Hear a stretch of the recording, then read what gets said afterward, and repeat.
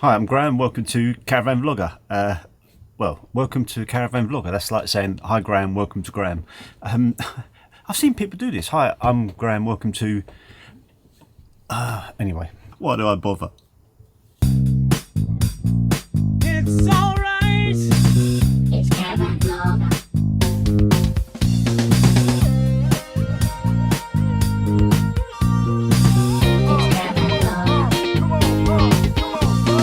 This is quality caravan vlogging. Firstly, apologies for not having done a vlog for some time. I know a lot of people... actually, whatever I say makes me sound like a pompous twit. But I was going to say, I know people do look forward to the Sunday vlogs, and they do. I know this because people tell me. They do look forward to the Sunday vlogs, and I hadn't done one for, I don't know, probably, well over a month anyway, so apologies for that. The reasons are, what's that going on with my shirt here? I'm going to take this off. Downside in filming in 4K, I've got some, oh no you can't see it, I have spilt something down my top. Doesn't matter. Is that better? So the reasons are manifold, as I was going to say. First and foremost, as you'll know, being a regular viewer, I'm out of practice. As you'll know, being a regular viewer, we spent 9 months in the caravan just before Christmas, looking for a house. We sold a house and bought a bungalow. We sold the house 1st of March and bought a bungalow on the 14th of November. So in that time, I'll double check mentally, that's 9 months, probably is about 9 months. In that time we were in the caravan anyway, and I can tell you it absolutely soured us to caravanning for probably a month. Honestly, that long.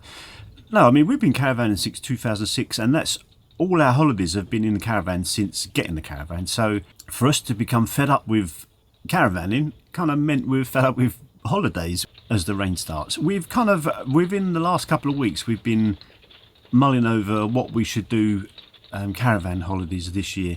Now, we're not entirely sure yet. We keep umming and ahhing about France. We don't want to go peak season like we did last year. Wales, Scotland, you know, a couple of people on TalkWrench have mentioned that Scotland is, you know, which it is a lovely place, but I looked and it's, I can't remember now, is it like where we live, say London to, I can't remember where I did, but it's like 500 miles. There have been other reasons why I haven't done any vlogging other than just being completely fed up with caravanning. By the way, we're not fed up with caravanning anymore. We're falling back in love with it again. Good news, because there's a big investment sitting on the drive where I'm sitting now. So you'll also be aware, being a long time viewer, that I've had a few health issues. Actually, I haven't really had health issues as such, in that I haven't felt ill or had any symptoms other than the medical profession being concerned over my PSA levels. Now that's a prostate specific antigen or something like that, which affects a lot of people. In fact, it affects most people really during age. 2019, just before COVID, I had an operation to why does that say operation to make the prostate a bit smaller, as it was interfering with my waterworks. I'll spare you details, but you could look at my vlogs and you can see more detail if you like. So that was successful. Of course, the problem is it continues to grow, and I'm in a position now where it is still growing and it's now considered large. Anyway, my PSA, which is a level that they check the prostate in your blood, it is high. Now, PSA levels is a very, what I've read is a very inaccurate way of testing for prostate cancer. So, you know, fair play to the urology department in the NHS, which they've been great, by the way, is that, you know, it's something they've got to follow up on. So I had, if you're bored with this, skip forward. I'll be talking about the caravan stuff in a minute, but just kind of keeping you up to date is, so I had a biopsy on the prostate under local anaesthetic a few months ago, maybe May. Now this has been going on 2 years. So last year, maybe even the year before last, I had a, get on with the point, they found nothing. It was nothing suspicious, so it was clear from that suspect.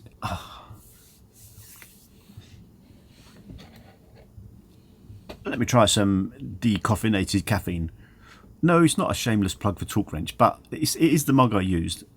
So honest. So the biopsy came good. It was good for me. Negative, whatever, however you want to say it. So, but the PSA was still high. So they're checking other things. Then I had to. Then they said, but the only thing they can do now is to do another biopsy, but under general anaesthetic because they take more samples. So I had that about 2 weeks ago. No, I'm in a hot mess at the moment. I had it a couple of weeks ago, and that's a funny thing that because you have to go at like 7. I had to go at 7 in the morning and wait around, and then you see if you've ever had a procedure in a hospital that requires anaesthetic, you see the anaesthetist.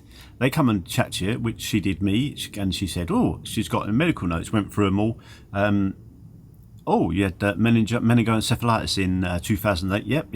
Any kind of symptoms still, or you have any issues with that?" No. The only problem I had 30% hearing loss in one ear. Other than that, it's all good. Okay. Then we went through the anaesthetic, what happens, and you go back to waiting again. Then the surgeon comes to see you, which was really good actually.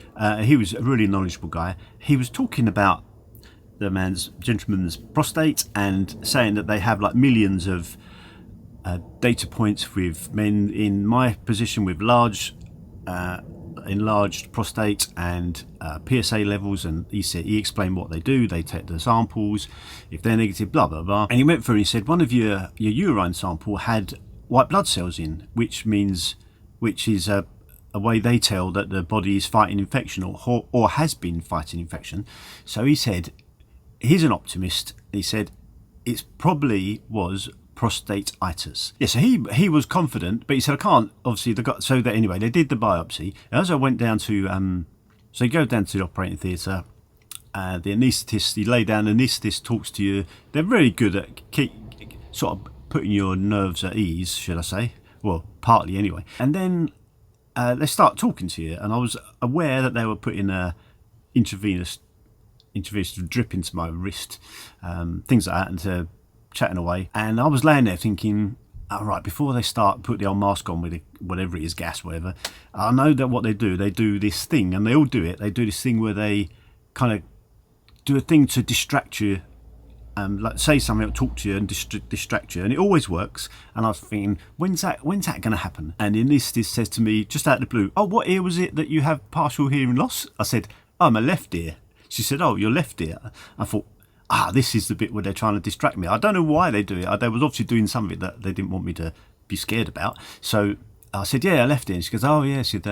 Then she got onto the subject of men being deaf, and this is where it gets a bit strange. So she was saying, "Oh yeah," and then another lady who was doing the intravenous stuff said, "Oh yeah, my husband. I've always said my husband was deaf and couldn't hear.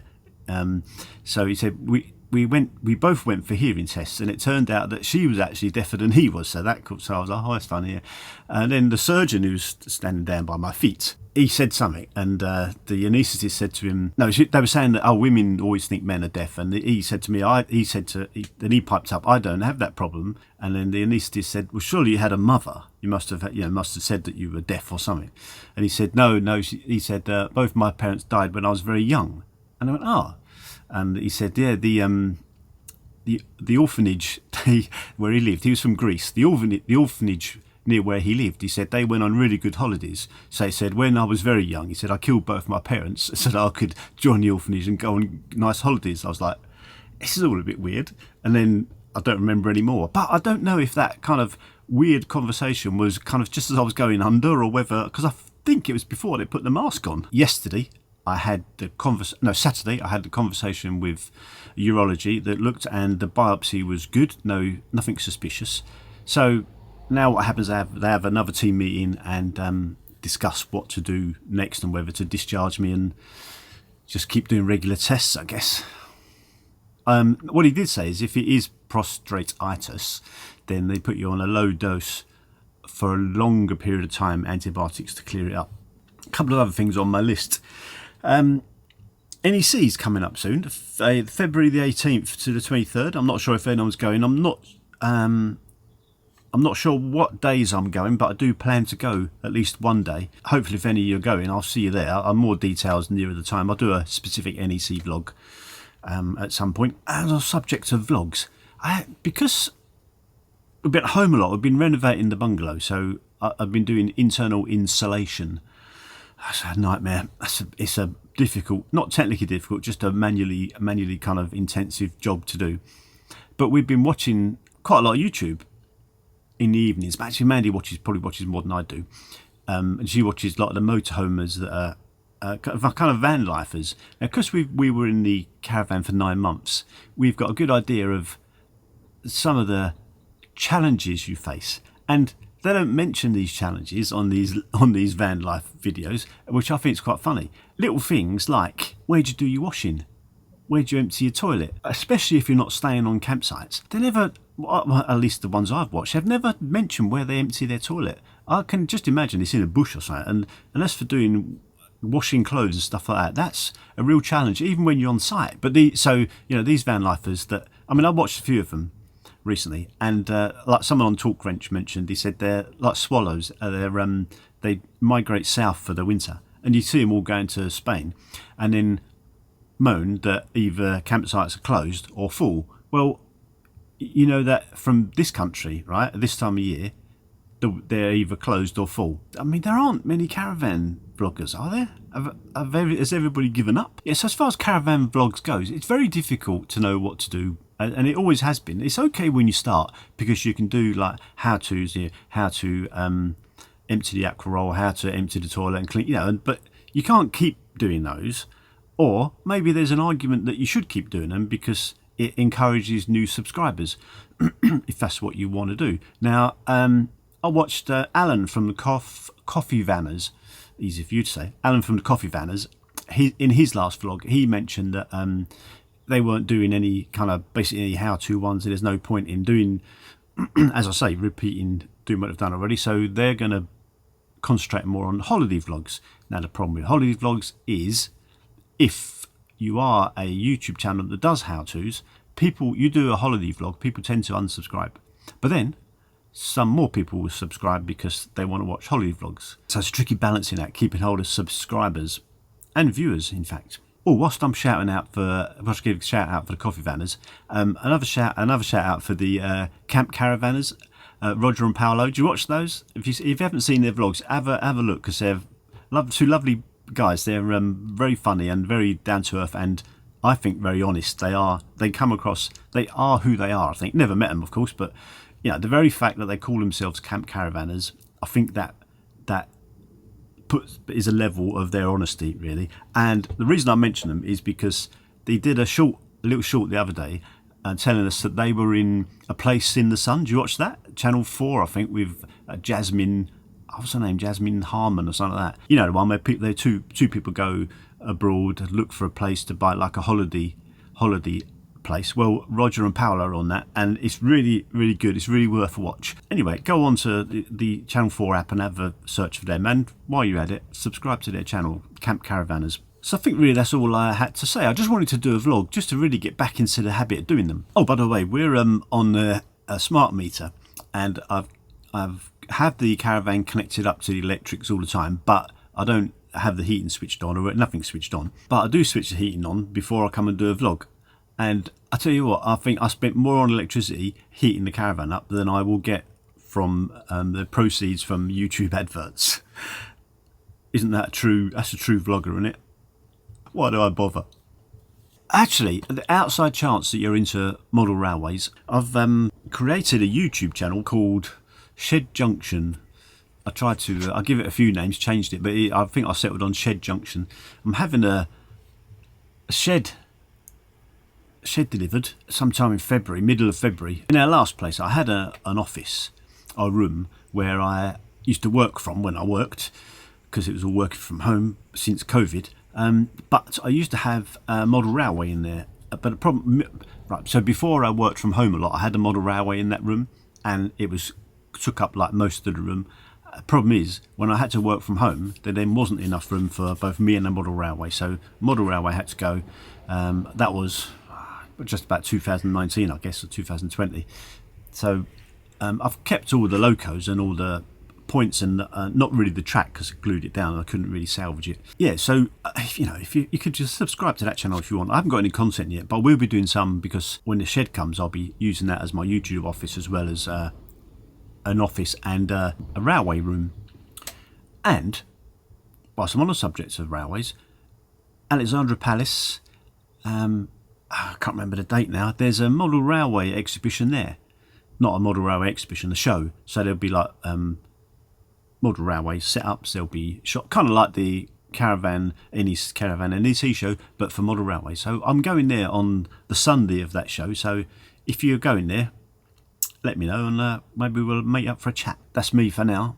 I hope you're keeping well and you've been safe from the wind. Safe from the wind, that's a funny thing to say. I hope if you live in a part of the country where it was especially windy recently, I hope everything's good with you. Thank you for watching. Just like to thank a lot of the new Talk Wrench members who have joined recently. You'll have watched this video first because it's on there first before YouTube. Thanks for joining and thanks for watching. See you in the next one.